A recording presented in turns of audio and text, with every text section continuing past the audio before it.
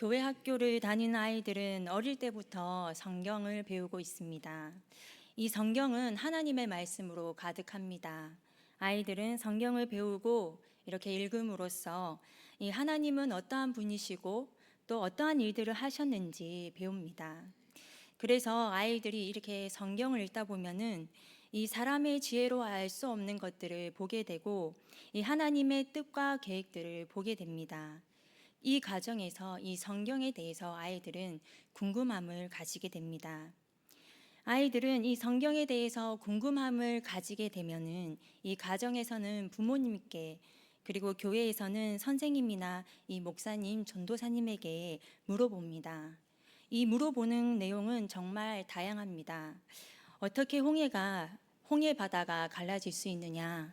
또 어떤 성경에는 공룡이 나오지 않는데 어떻게 된 것이냐 등 이 답변하기 쉬운 질문부터 난해한 질문까지 궁금한 것을 쏟아냅니다.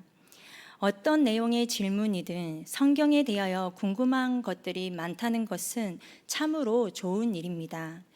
이는 성경에 관심이 있다는 것이고 말씀을 알고 싶다는 것을 보여주기 때문입니다. 어른들도 마찬가지입니다. 말씀을 읽고 묵상할 때 이 질문이 떠오르고 또 모르는 뜻과 배경들을 알고 싶은 것은 참으로 감사한 일입니다. 예수님께서 공생의 사역을 하실 때에도 질문하는 사람들이 있었습니다. 우리 다 같이 28절의 말씀을 읽어보도록 하겠습니다. 서기관 중 한 사람이 그들이 변론하는 것을 듣고 예수께서 잘 대답하신 줄을 알고 나와 묻되 모든 계명 중에 첫째가 무엇이니까? 서기관은 예수님께 모든 계명 중에서 가장 첫째가 되는 것이 무엇이냐고 질문을 합니다. 이 서기관이 질문한 내용은 이 당시에 율법학자와 그리고 제사장, 이 바리새인들에게는 논쟁의 주제가 되는 내용들이었습니다. 이 논쟁의 주제가 되는 것을 예수님께 질문한 이 서기관의 의도는 무엇이었을까요? 우리가 복음서를 살펴보면은 이 서기관과 그리고 바리새인 이 종교 지도자들은 예수님과 좋은 관계가 아니었습니다. 예수님을 따르는 사람들이 많아지는 것을 보고 이 자신들의 위치와 이 권위가 흔들릴까봐 예수님을 붙잡으려는 의도로 질문을 하는 자들이 많았습니다. 이 본문에 나오는 서기관은 어땠을까요? 이 본문에서는 이 서기관의 의도가 드러나지 않지만 이 같은 내용을 담은 다른 복음서에서는 찾아볼 수 있습니다. 우리 마태복음 22장 35절과 우리 누가복음 10장 25절의 말씀을 함께 읽어보도록 하겠습니다. 그 중에 한 율법사가 예수를 시험하여 묻되 어떤 율법사가 일어나 예수를 시험하여 이르되 선생님, 내가 무엇을 하여야 영생을 얻으리이까? 이 마태복음과 누가복음에서는 이 서기관이 아니라 율법사와 율법교사로 나옵니다. 율법교사는 예수님을 시험하기 위해서 질문을 하였다고 기록하고 있습니다. 즉 서기관도 예수님을 붙잡으려는 이 종교 지도자들과 같은 계열의 사람임을 보여주고 있습니다. 그런데 이 본문의 내용의 말미에서는 조금 달라집니다. 처음에는 예수님을 시험하기 위해서 질문을 하였지만 그는 예수님과의 이 짧은 만남을 통해서 무엇인가가 변화된 것입니다. 이 변화의 시작은 이 서기관의 질문에 대한 예수님의 답변에서부터 시작이 됩니다. 예수님께서는 서기관의 질문에 답하셨습니다. 우리 29절에서 31절의 말씀을 읽어보도록 하겠습니다. 예수께서 대답하시되 첫째는 이것이니 이스라엘아 들어라. 우리 하나님은 유일한 주시라. 내 마음을 다하고 목숨을 다하고 뜻을 다하고 힘을 다하여 주 너의 하나님을 사랑하라 하신 것이요. 둘째는 이것이니 내 이웃을 내 자신과 같이 사랑하라 하신 것이라. 이보다 더 큰 계명이 없느니라. 아멘. 예수님께서는 모든 계명 중에 첫째가 무엇입니까? 라는 이 서기관의 질문에 구약의 신명기와 레위기를 인용하며 답하셨습니다. 율법에 대해서 누구보다 가장 잘 아는 서기관에게 이 율법을 통해서 답하신 것입니다. 이 예수님께서 이 답변하신 내용의 핵심이 되는 단어가 무엇일까요? 바로 사랑입니다. 첫째는 하나님을 사랑하고 둘째는 이웃을 사랑하라는 것입니다. 이 사랑이라는 이 핵심의 단어로 신명기와 레위기의 말씀을 하나로 연결을 시켜서 가장 큰 계명으로 정리해 주신 것입니다. 이처럼 예수님의 이 큰 계명의 중심에는 사랑을 두셨습니다. 그리고 하나님의 사랑을 가장 첫 번째로 두셨습니다. 그렇다면 왜 예수님께서는 하나님의 사랑을 가장 첫 번째로 두셨을까요? 그 이유는 하나님께서는 사랑이시고 우리를 먼저 사랑하셨기 때문입니다. 이 신명기 4장 37절에 이런 말씀이 있습니다. 여호와께서 내 조상들을 사랑하신 고로 그 후손인 너를 택하시고 큰 권능으로 친히 인도하여 애굽에서 나오게 하시며. 아멘. 신명기를 보시면 하나님께서는 이스라엘을 사랑하셨다라고 말씀합니다. 하나님께서는 이스라엘을 사랑한다 하셨을 때 이스라엘 백성들도 동일한 마음이었을까요? 그것은 알지 못합니다. 그렇지만 이스라엘 백성들과 무관하게 하나님께서는 사랑하셨기에 택하셨고 큰 권능으로 이스라엘 모든 백성들을 애굽에서 구원해 주셨습니다. 이처럼 하나님의 사랑은 택함과 구원으로 나타나셨습니다. 또한 하나님의 사랑은 하늘에 계시고 그저 가만히 있는 것이 아니라 하나님의 자녀들에게 직접 찾아와 역동적으로 활동을 하시는 것입니다. 어떻게 하나님께서는 역동적으로 활동을 하셨을까요?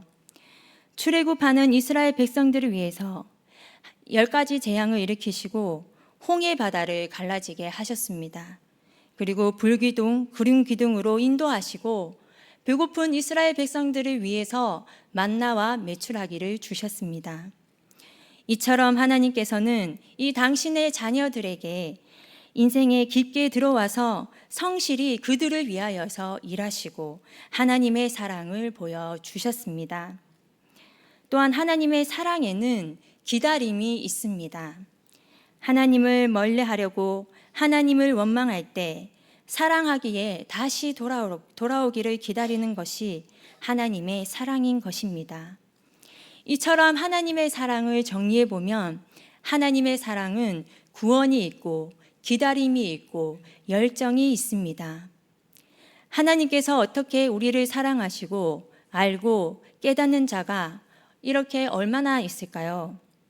사람들은 하나님보다 자신에게 주목하는 사람들이 참으로 많습니다.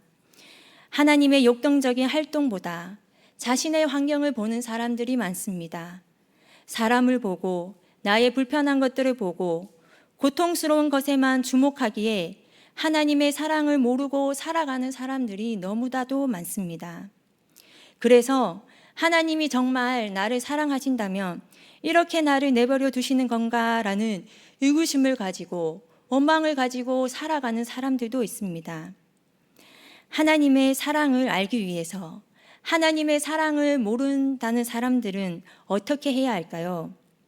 하나님의 사랑을 알기 위해서는 하나님을 사랑하는 것을 배워야 합니다. 사랑은 관계 속에서 자라나기 때문입니다. 우리 신명기 6장 4절에서 5절의 말씀을 함께 읽겠습니다. 이스라엘아 들으라. 우리 하나님 여호와는 오직 유일한 여호와이시니 너는 마음을 다하고 뜻을 다하고 힘을 다하여 내 하나님 여호와를 사랑하라. 아멘. 우리 신명기 6장 4절에서 5절의 말씀은 너무나도 잘 알고 있습니다. 쉐마의 말씀입니다.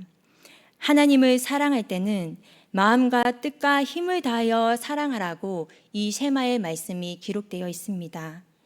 이 자아와 의지와 우리의 사고와 열정과 힘을 모두 모아서 하나님을 사랑하라고 신명기에 기록되어 있습니다. 이처럼 하나님을 사랑하라는 이 세마의 말씀이 얼마나 중요할기에 자녀들에게 부지런히 가르치고 아침 저녁으로 계속 읽고 암송하면서 또 성목과 미간에 그리고 문 지방까지 기록하면서 이 세마의 말씀을 묵상하고 이 하나님의 사랑을 실천하라고 모세가 명령하였습니다.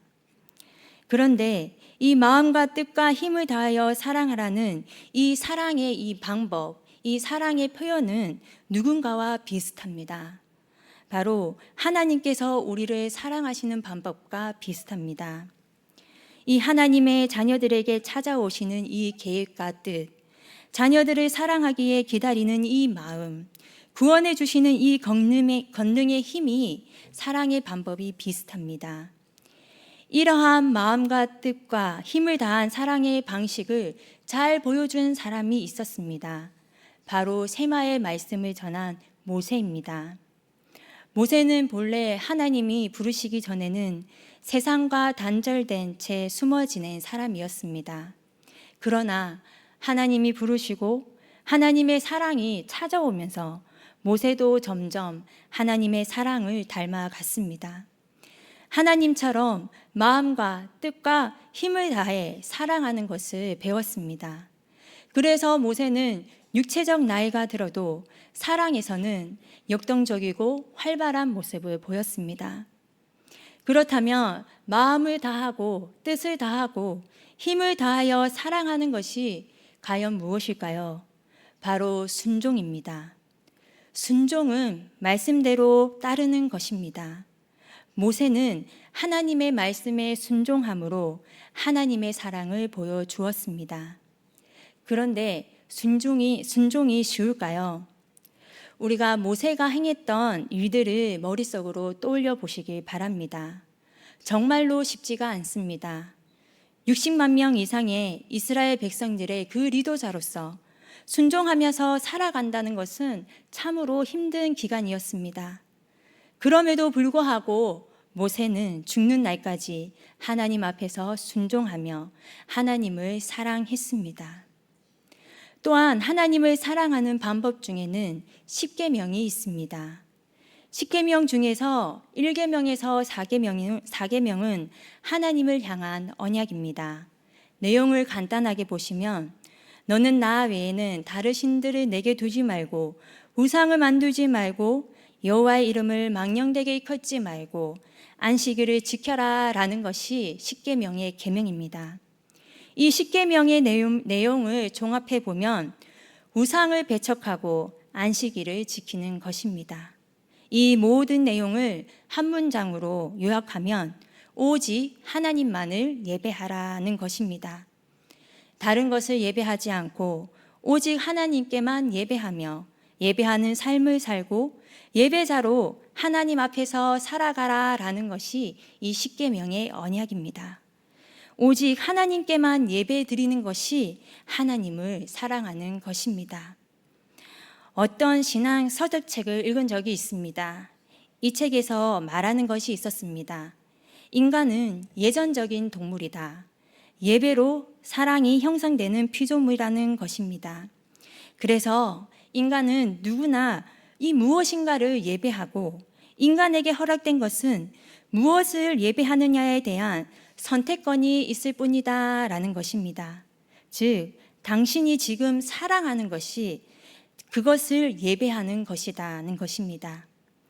이렇게 생각을 해 보았을 때 우리가 하나님을 사랑하지 않고 예배하지 않고 다른 것을 사랑한다면 그 다른 것을 예배하며 살아가는 것이 인간이라는 것입니다. 이처럼 인간은 예배하는 피조물이면서도 또한 하나님을 멀리하는 죄악된 본성을 가지고 있기에 이 하나님을 사랑하는 것에 있어서 마음과 뜻과 힘을 다해서 사랑하지 않는다면 우리는 어쩔 수 없이 다른 것을 예배하고 사랑하는 존재가 될 수밖에 없습니다. 이처럼 마음과 뜻과 힘을 다하여 사랑하라는 이 쉐마의 말씀을 통해서 우리는 하나님과 이 사랑의 관계를 만들어 갈 수 있습니다. 그런데 예수님께서는 이 쉐마의 말씀에서 더 나아갑니다. 우리 30절의 말씀을 함께 읽어보도록 하겠습니다.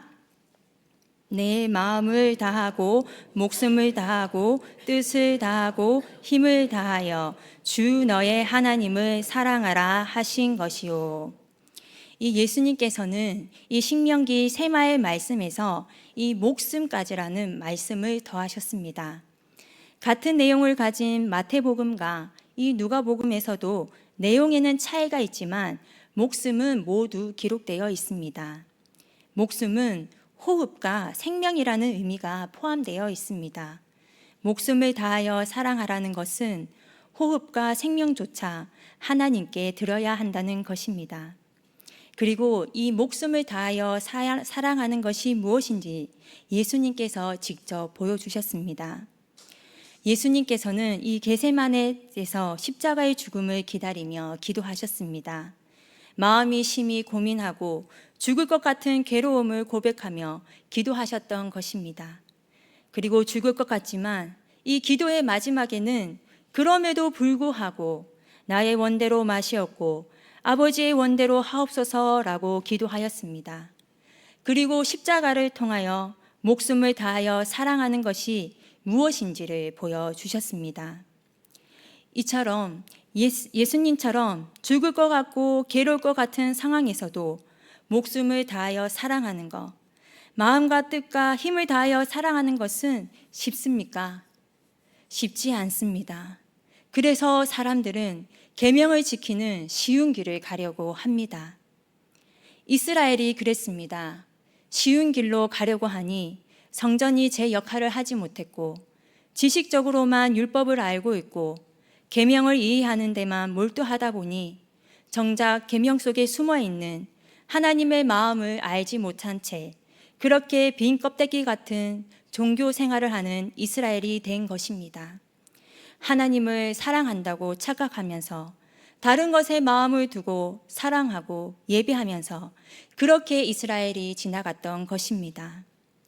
이처럼 마음과 뜻과 힘과 목숨은 하나가 되어야 됩니다. 마음이 다른 곳으로 가 있으면 뜻과 힘은, 목숨은 다른 것을 사랑하게 됩니다.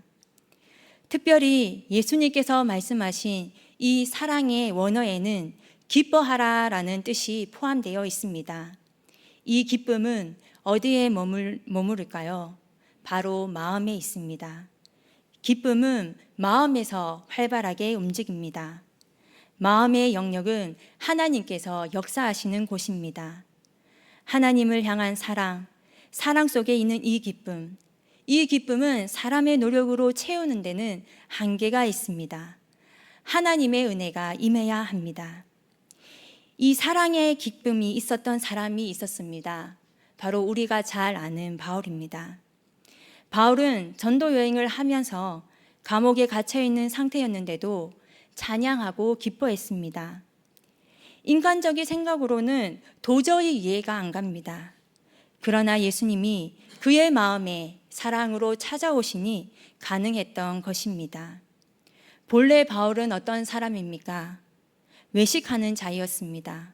계명을 지키는 쉬운 길을 선택했던 사람입니다. 그래서 그의 마음에는 본래 기쁨과 반대되는 것들로 가득했습니다. 그러나 예수님이 마음속에 역사하시니 기쁨이 차오른 것입니다. 어떠한 상황과 상태라 할지라도 마음속에 예수님이 찾아오시니 달라질 수 있었고 사랑할 수 있었고 기뻐할 수 있었습니다. 이처럼 하나님께서 사랑하는 자에게는 기쁨을 줍니다. 기쁨이야말로 마음과 뜻과 힘과 목숨을 다해 역동적이게 하나님을 사랑할 수 있게 만들어주는 힘입니다. 이 모든 기쁨은 하나님께서 성도님들에게도 주신 줄 믿습니다. 또한 하나님을 사랑하는 자는 이웃을 사랑할 수 있습니다. 우리 다 같이 31절의 말씀을 함께 읽어보도록 하겠습니다. 둘째는 이것이니 내 자신과 같이 사랑하라 하신 것이라. 이보다 더 큰 계명이 없느니라. 아멘. 예수님께서는 이웃을 사랑할 때는 하나의 핵심만 말씀하셨습니다. 딱 하나, 내 자신과 같이 사랑하라. 이는 구약의 레위기 19장 18절의 말씀을 인용한 말씀입니다. 우리 다 같이 함께 읽어보도록 하겠습니다. 원수를 갚지 말며 동포를 원망하지 말며 내 이웃 사랑하기를 내 자신과 같이 사랑하라. 나는 여호와이니라. 아멘. 이 구절의 서두와 레위기 19장의 많은 분량의 구절에는 이웃을 사랑하는 구체적인 방법을 알려주고 있습니다. 원수를 갚지 말고 원망하지 말라는 말씀을 비롯하여 이 곡식과 열매를 딸 때는 거류민을 위하여 다 거두지 말고 도둑질하지 말고 저주하지 말라는 등 삶에서 일어날 수 있는 구체적인 내용들을 나열하고 있습니다. 그리고 그 내용들은 이 십계명의 5계명부터 십계명을 통해서 정리해주고 있습니다. 내용을 잠깐 보시면 부모를 공경하고 살인하지 말고 간음하지 말고 도둑질하지 말고 거짓 증거하지 말고 이웃을 탐내지 말라는 계명입니다. 그 중에서 6계명에서 10계명에는 공통적인 특징이 있습니다. 이웃을 위해서 무엇인가를 하라라고 말하는 것보다 하지 말라는 내용들만 있는 것입니다. 인간의 제약된 본성과 이 욕망으로 인해서 하지 말아야 되는 것이 너무나도 많다라는 것을 십계명에서 보여주는 것입니다. 그러나 실제로 우리가 이 살인과 이 간음과 도둑질을 실제로 하는 사람들은 보기 드뭅니다. 그래서 우리는 이 십계명을 더욱 깊은 차원에서 바라보아야 합니다. 이 부분에 대해서 예수님께서 하나의 예를 말씀하셨습니다. 마태복음 5장 27절에서 28절의 말씀을 보면 또 간음하지 말라 하였다는 것을 너희가 들었으나 나는 너희에게 이르노니 음욕을 품고 여자를 보는 자마다 마음에 이미 간음하였느니라 라고 말씀하십니다. 여기에서 보면 간음은 실제로 일어나지 않습니다. 그러나 마음의 음욕을 품고 있다면 간음하였다라고 예수님께서 말씀하십니다. 이것은 십계명의 언약을 어기는 행위인 것입니다. 이 마음을 말씀하신 이유가 무엇일까요? 하나님께서는 마음의 중심을 보시는 분임을 알려주시기 위한 것입니다. 사람은 마음을 꿰뚫어 볼 수 없습니다. 그러나 하나님께서는 마음을 꿰뚫어 보십니다. 그래서 잠언에서는 이러한 말씀이 있습니다. 모든 지킬 만한 것 중에 더욱 내 마음을 지켜라.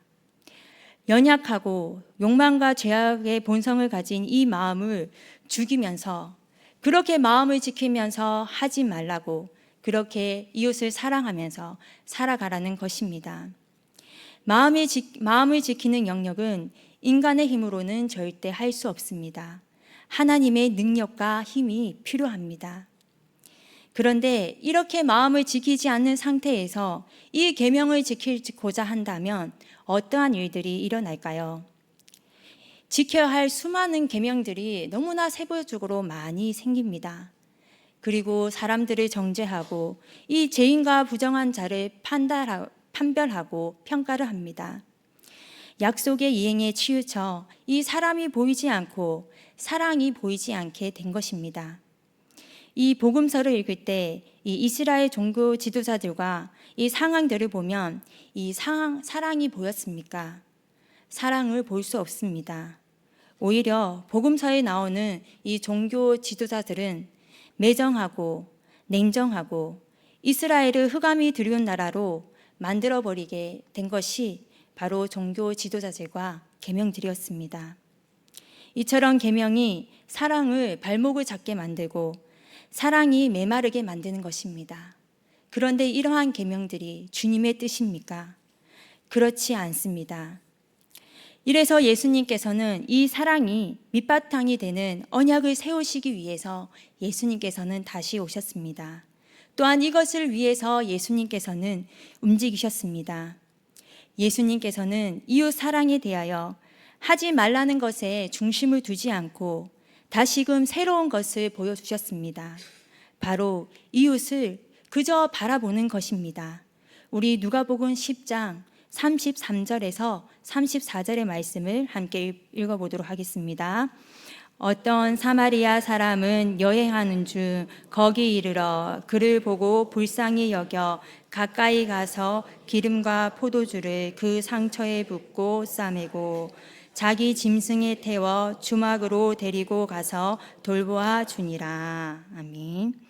이 구절은 본문의 내용과 같은 누가복음에 있는 말씀입니다. 율법학자가 내 이웃이 누구이니까? 라고 질문을 던졌을 때 예수님께서 사마리아 사람의 이야기를 들려주셨습니다. 강도 만난 자를 보고 이 제사장과 레위인은 계명 때문에 피했습니다. 그러나 사마리아 사람은 상처를 치료하고 보살펴 주었습니다. 이 사마리아 사람이 이렇게 할 수 있었던 이유가 무엇입니까? 바로 불쌍히 여기는 마음이 있었기 때문입니다. 강도 만났던 자를 그저 바라보았기 때문입니다. 긍휼함으로 그저 바라보았기 때문에 이 사마리아 사람의 상처가 보였습니다. 이처럼 긍휼함은 사람을 움직이게 만듭니다. 그리고 사람을 보게 만듭니다. 또한 긍휼함은 내가 겪은 것처럼 느껴지게 만듭니다. 그래서 움직일 수 있습니다. 예수님께서도 사마리아 사람처럼 사역하셨습니다. 불쌍히 여기시는 마음으로 사람들을 바라보니 죄인들을 구원할 수 있었고 사랑을 전해줄 수 있었습니다. 예수님께서는 사랑하기에 하지 말라가 아니라 그저 긍휼히 여기는 마음으로 바라보고 움직이는 것이 이웃을 사랑하는 방법이라는 것을 몸소 보여준 것입니다. 이러한 예수님께서는 오늘 자신에게 질문을 던진 서기관도 긍휼한 마음으로 바라보셨을 것입니다. 이 예수님의 긍휼함이 서기관을 어떻게 변하게 하셨을까요? 이 예수님의 답변을 들은 서기관은 이렇게 말했습니다. 선생님 옳소이다. 주님의 말씀이 참이니이다. 라고 예수님을 시험한 것이 아니라 칭송하였습니다. 이 구약의 율법을 통해서 지혜롭게 대답하신 예수님을 보며 서기관은 이 짧은 찰나의 순간에 예수님을 만났지만 이 변화가 일어난 것입니다. 이러한 변화는 곧 예수님을 향한 서기관의 고백으로 이어집니다. 하나님은 한 분이시오. 그 외에 다른 이는 없습니다. 하나님 사랑과 이웃 사랑이 전체로 드리는 모든 재물보다 나으니다 라고 예수님 앞에서 고백한 것입니다. 이 고백에 대하여 예수님께서는 34절에서 이렇게 말씀하십니다. 우리 함께 읽어보도록 하겠습니다. 예수께서 그가 지혜 있게 대답함을 보시고 이르시되 내가 하나님의 나라에서 멀지 않도다 하시니 그 후에 감히 묻는 자가 없더라. 아멘. 예수님께서는 이 서기관의 고백을 지혜 있게 대답했다고 말씀하셨습니다. 그리고 내가 하나님의 나라에서 멀지 않도다 하나님의 통치에 가까워졌다고 말씀하셨습니다. 예수님을 만난 서기관은 지금부터 어떻게 살아가야 할까요? 예수님께서 가르쳐 주신, 보여주신 그 계명대로 하나님과 이웃을 사랑하며 살아가야 됩니다.